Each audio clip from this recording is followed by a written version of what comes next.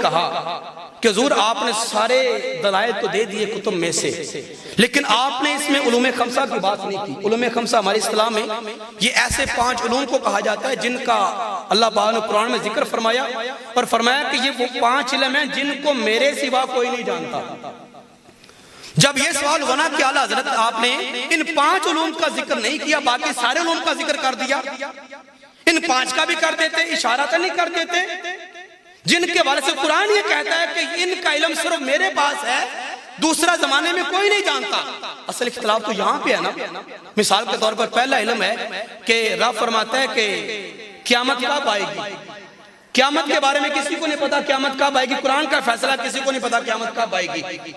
दूसरा इल्म है कि माज़ा तकसिबु गदन, क्या और कल क्या होने वाला है, आइंदा कल जो है किसी को नहीं पता कि कल क्या होगा। आपने इस हवाले से कुछ नहीं बयान फरमाया। औरत जो है मुअन्नस जो है, खा वो औरत है खा वो कोई जानवर है मुअन्नस, वो क्या पैदा करने वाली है, माफिल अरहाम, उसका इल्म किसी के पास नहीं, कुरान कहता सिर्फ खुदा जानता है। आप इसका भी हवाला साथ दे जाते, कौन बंदा मर के कहां पे गिरेगा इसका जिक्र आपने नहीं किया, हालांकि ये भी गैब का इल्म है। चूंकि हमारा तो अकीदा ये है कि सरकार क़यामत भी जानते हैं कब आएगी, हमारा तो ये भी अकीदा है कि सरकार को माँ के पेट के अंदर जो पैदा होने वाला है उसका भी इल्म है। हमारा तो ये भी अकीदा है कि कल क्या होगा सरकार पहले जानते हैं। हमारा तो ये भी अकीदा है कि मार कर बंदा कहाँ पे गिरेगा सरकार को ये भी पता है। हालांकि कुरान कहता है कि खुदा के सिवा कोई नहीं जानता। आप इन 5 इल्मों का भी हवाला साथ दे जाते, क्यों नहीं दिया? आपने फरमाया असल में बात यह कि ये सवाल में पूछा ही नहीं गया था। अगर मुझसे उलूमे खमसा के बारे में पूछते ना तो फिर मैं उसी तरफ रहता, उसकी वजाहत करता। मुझसे तो मुतलकन पूछा गया कि अगर सरकार के पास इल्म गैब है तो किताबों से साबित करके दिखाओ, मैंने वो साबित कर दिया। हाँ, अगर तुम ये कहते हो कि इन 5 उलूमे खमसा की बात भी मैं लिख जाऊं, मुझे 1 घंटे का मजीद टाइम दे दो, सारे उलूमे खमसा की बात अभी तहरीर करके तुम्हारे सामने लिख दूंगा। उलूमे खमसा ये ऐसे 5 इल्म है जिनको पढ़ते पढ़ते, जिनको समझते समझते आपकी आधी जिंदगी गुजर जाएगी, आधी जिंदगी गुजर जाएगी। लेकिन फरमा रहे हैं मुझे 1 घंटे का टाइम दे दो, सारी वजाहत अभी किताब की शक्ल में लिख के तुम्हारे सामने पेश कर दूंगा। फिर आपने मक्का में बैठ कर उलूमे खमसा की बात छेड़ी, वहां पे लिखना शुरू की। एक झलक आपके सामने रखता हूं चूंकि टाइम है हमारे पास सिर्फ 15 मिनट है। पहला इल्म है क़यामत का इल्म, इल्मुस्साअह, क़यामत का इल्म कि क़यामत कब कायम होगी। खुदा फरमाता है कि मेरे सिवा जमाने में कोई नहीं जानता। तुम कहते हो कि नबी को पता है कि क़यामत कब होनी है, कुरान तो कहता है कि रब के सिवा कोई नहीं जानता। अब आला हजरत इस बात का जवाब देने लगे हैं। आपने फरमाया सबसे पहले बात तो ये है, सबसे छोटी जो किताब है ना जिसे पाक की हमारे मदारस में पढ़ाई जाती है वो मिशकात शरीफ है। मिशकात छोटी समराद यानी कि सबसे बाद में लिखी हुई और तखलीस है दीगर कुतब की, उनसे निचोड़ लिया गया है, उनसे कुछ माखज लेके किताब शक्ल दी गई जिसको मिशकात शरीफ कहते हैं। सबसे छोटी किताब हदीस पाक की मिशकात शरीफ है और हदीस पाक में सबसे बड़ी जो किताब है वो बुखारी शरीफ है। ठीक है ना? सफात की मैं बात नहीं कर रहा, मैं सफात की बात नहीं कर रहा, मैं जामइयत की बात कर रहा हूं। और वो 8 अबवाब जिनकी वजह से दीन मुकम्मल होता है उनकी तकमील की बात कर रहा हूं। चूंकि बुखारी शरीफ में उन 8 अबवाब को पर इमाम बुखारी ने हदीस पेश की हैं, इसलिए उस किताब को जामे किताब कहा जाता है। दीगर में सब का जिक्र नहीं है, इक्का दुक्का सब को उन्होंने अपने अपने हवाले दिए। तो सबसे छोटी किताब मिशकात शरीफ। आपने फरमाया मोहतरिस तुझे मिशकात शरीफ नहीं आती? मिशकात शरीफ में अलामातुस्साअ मौजूद हैं, क़यामत की निशानियां मौजूद हैं। उन निशानियों को पढ़ के देखो। सरकार ने क्या क्या फरमाया।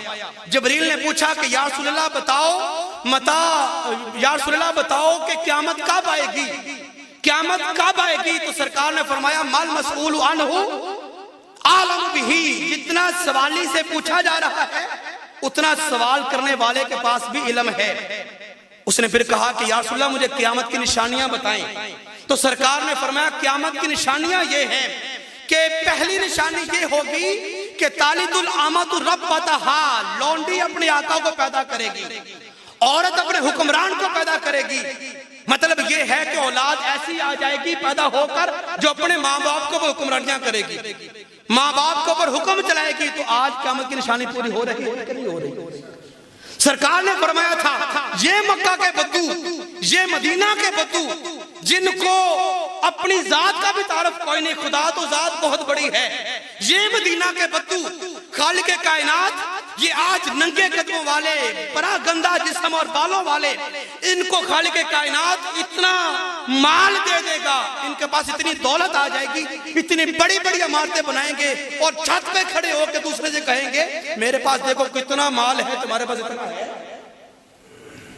ये उस वक्त की बात है जब लोगों के पास घर भी नहीं होते थे। आज सऊदीया जाकर देख के जितनी इमारतें वहां पे हैं, दुबई में हैं, दुनिया के किसी खित्ते में है ही कोई नहीं। किसने फरमाया? सरकार ने फरमाया। कौन फरमा के जा रहा है? सरकार। तुम कहते हो सरकार को क़यामत का इल्म कोई नहीं, तो सरकार फरमा रहे हैं अरे ये तो कुर्बे क़यामत की निशानियां हैं। आपने फरमाया सबसे बड़ी किताब है बुखारी हदीस पाक में, बुखारी शरीफ के अंदर ये बात मौजूद है। वाली कायनात सल्लल्लाहु अलैहि वसल्लम ने शाह फरमाया कुर्बे क़यामत, जब हजरत ईसा इब्न मरियम का दुनिया में जो ना वो आना हो जाएगा, दज्जाल भी आ जाएगा, उधर इमाम महदी अलैहिस्सलाम भी आ जाएंगे। फरमाया ऐसे दौर के अंदर एक बहुत बड़ी फौज होगी, एक बहुत बड़ा लश्कर होगा जो मेरे बेटे मोहम्मद इमाम महदी के साथ मिलकर दज्जाल का मुकाबला करेगा। फरमाया वो लश्कर जो कुर्बे क़यामत निकलेगा, बेटे इमाम महदी का साथ देगा और जाकर दज्जाल का मुकाबला करेगा। फरमाया बड़ा कसीर मिकदार में होगा, बड़ी वसी मिकदार में होगा। फरमाया मैं मोहम्मद आज मदीना में रहकर उस लश्कर के हर एक बंदे का, उसके बाप का नाम भी जानता हूं, जिन घोड़ों के ऊपर वो सवार है उन घोड़ों के रंगों का भी इल्म आज मुझे खुदा ने अता फरमा दिया है। तुम कहते हो मुझे क़यामत का इल्म कोई नहीं, तो जो लश्कर क़यामत से पहले निकलेगा उस लश्कर के जो अफराद होंगे मैं उनके नाम भी जानता हूं, उनके बापों के नाम भी जानता हूं, जिन घोड़ों के ऊपर सवार होंगे घोड़ों के रंगों का इल्म भी मुझे मालूम है। तो फरमाया मिशकात से लेकर बुखारी तक हर एक किताब के अंदर अलामातुल साआ मौजूद हैं, क़यामत की निशानियां मौजूद हैं। निशानी कौन बताता है? निशानी वही बताता है जिसे हकीकत का इल्म होता है।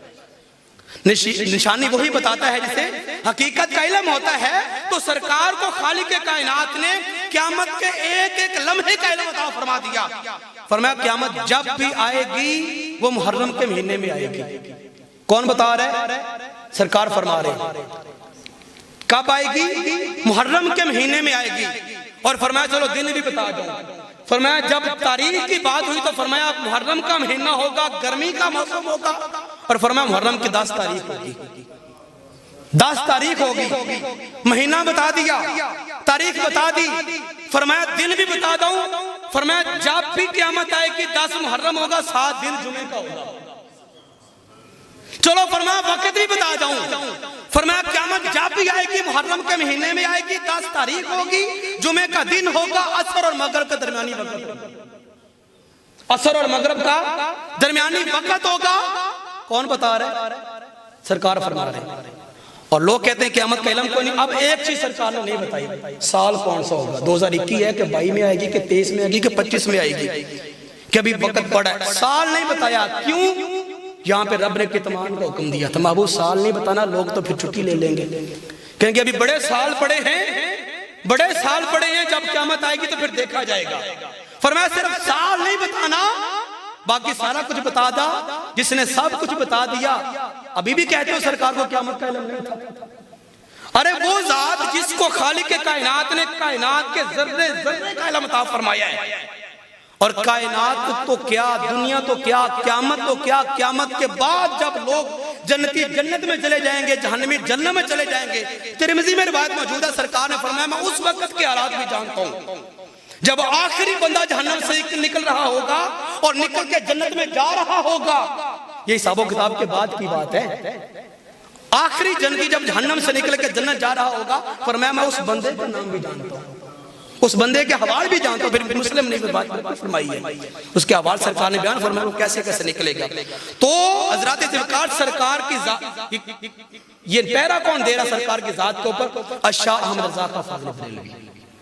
ऐसे दौर में सरकार के नामूस का, इज्जत का और आपकी जात का जिस शख्स ने पहरा दिया, उस शख्स को अशाह अहमद रज़ा का फ़ाज़िल बरेलवी कहते हैं। और ये हमारी पहचान है। अहले सुन्नत व जमात की बात याद रख लें, हमारी पहचान है, इनके बगैर हमारी पहचान मुकम्मल नहीं होती। और